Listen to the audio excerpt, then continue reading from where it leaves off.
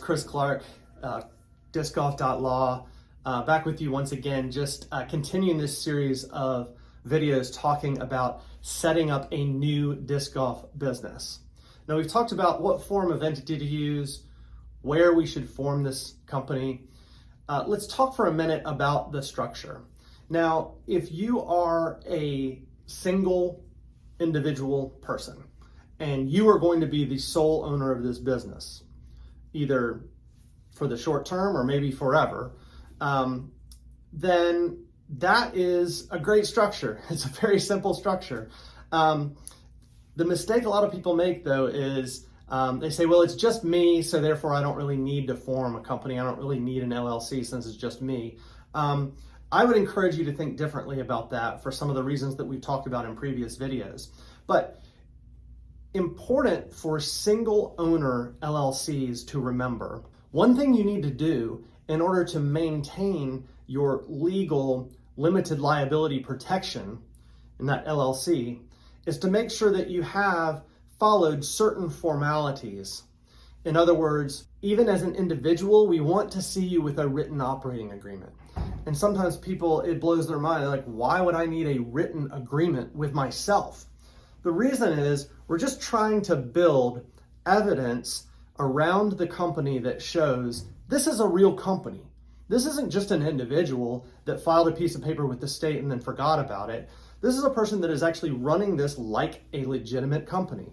So even for all of our single owner LLCs, we still do a written operating agreement for that reason.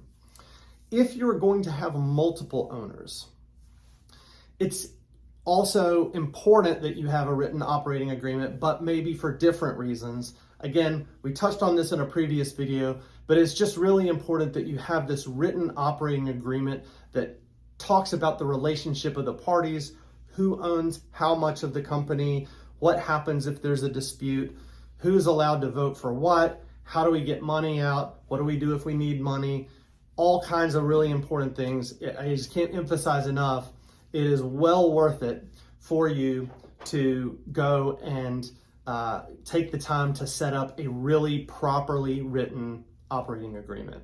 Now, there is a red flag that we see sometimes when clients will come to us and they want to set up a company with two equal owners.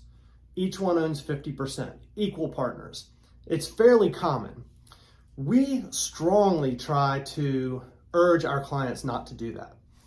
If that is the structure that you are settled on, fine. We can figure out creative ways to make that structure work the way that you want it to work. However, it is extremely complicated and difficult to resolve a dispute between two 50-50 owners of a business.